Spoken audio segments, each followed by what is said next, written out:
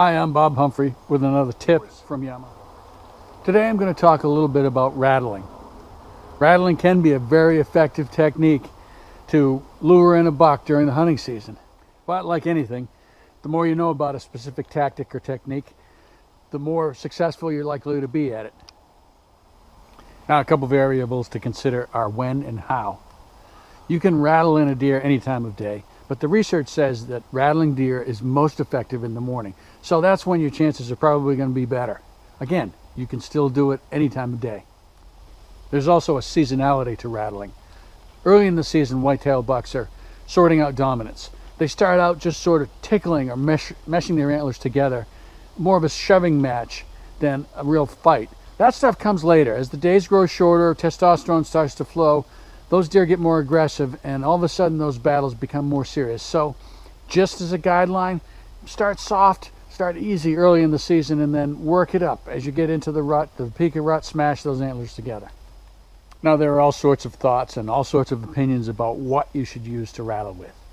You can use real antlers. Some people say you got to use real antlers. You could use synthetic antlers, and they make some pretty good ones. They make some pretty good synthetic rattling devices, rattle bags, which is little more than hardwood or even plastic sticks in a bag that you mash together. Something like this, the pack rack. It works. It's really effective. I, in one season, rattled in 2 different bucks with this pack rack device, and it fits right in my pack. Try different things and see what works best for you, but anything out there is going to work pretty good under the right circumstances.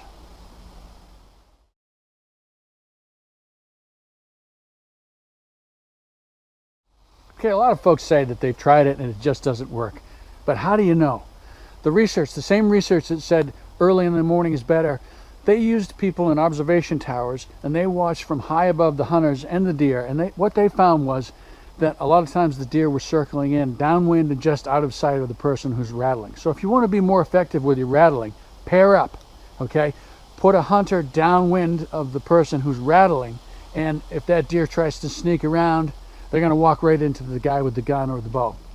Probably the most important thing to remember about rattling is everything that I've discussed and everything that you're going to read and you're going to hear, these are guidelines. They're not rules, because there are no rules. As soon as somebody tells you this works, you might try it and it won't work. Or if they tell you this never works, you'll try it and it will work. I've rattled deer in Texas, I've rattled deer in Canada, I've rattled deer in Alabama, I've rattled deer in Maine. It can work almost anywhere under the right circumstances. And again, it's not going to work every time, but when it does, it can be really exciting, it can be really dramatic, and it's a great way to lure in a whitetail that otherwise you might not have had an opportunity to see and possibly get a shot at.